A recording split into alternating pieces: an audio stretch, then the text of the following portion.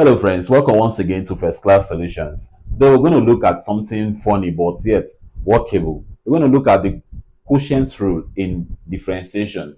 The quotient rule is one of the rules we apply when trying to differentiate a problem. We have other rules just like the chain rule, the quotient and the product rule. We have the generalized power function rule. Even have a combination of this rule as well, depending on the nature of the question. So in this kind of question, we apply our quotient rule because the question comes in quotient where you have your numerator and your denominator. When I was in tertiary institution, particularly in the undergraduate, one of my lecturers, and I don't want to mention the name, he taught us the quotient rule. And that rule, that method in which he taught that rule, stuck in my head.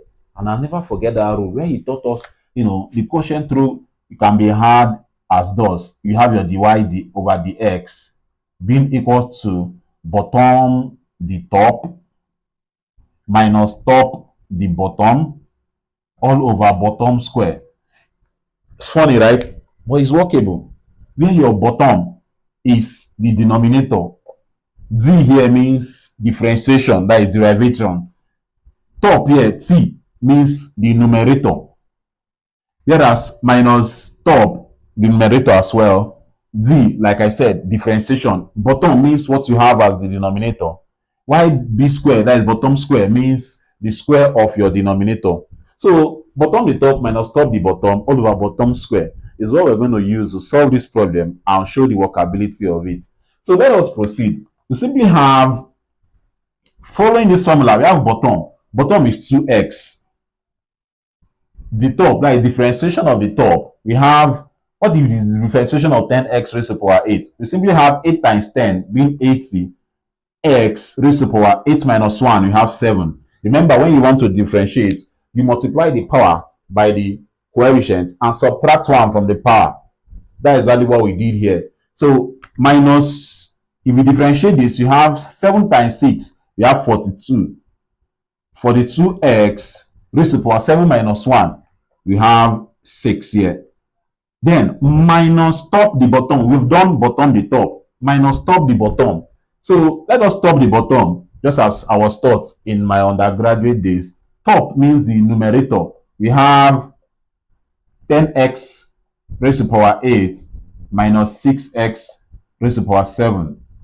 The bottom, that is the differentiation of the bottom. We've taken top. Differentiation of the bottom now becomes 2x. When you differentiate 2x, you have what? 2.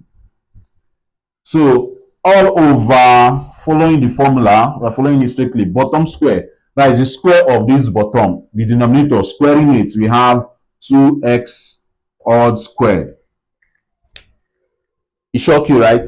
Yes, this is how the formula is being, applied. And this actually will give us the answer required. So this becomes, that is y dx, changing y over changing x, becomes, let's multiply out and expand everything here. We have 2x multiplied by 80x raised to the power 7. We have 180 times 2 becomes 160. So we have 160x raised to the power 8. This x raised to the power 1, this x power 7. When you multiply, you have x raised to the power 8 minus 2 times 42. We have 84. X times x raised to the power 6, we have x raised to the power 7.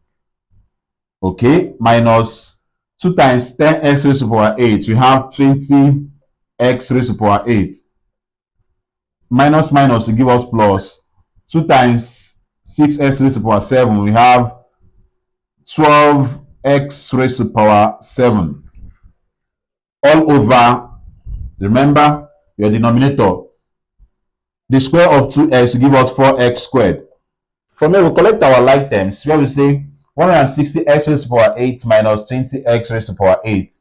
And also pair 184x raised to the power 7 with 12x raised to the power 7. So let's proceed. 160 minus 20, we have 140x raised to the power 8 minus 84 plus 12 will give us minus 72.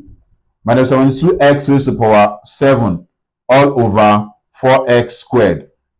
So once we get to this stage, looking at this, we will observe that our 4x is common in all of them. So the common factor here being 4x, not 4x per se, 4x squared is common in all of them. So when you divide 140 by 4, we have 35. So 35, when you divide 8x raised to the power 8 with x squared, you have x raised to the power 6 minus, if you divide 72 by 4, we have 18. Then x raised to the power 7 divided by x raised to the power 2, we have x raised to the power 5 all over 42, all over 4x raised to the power 2, that is 4x squared. So if 4x squared cancels 4x squared, we have our final answer being our dy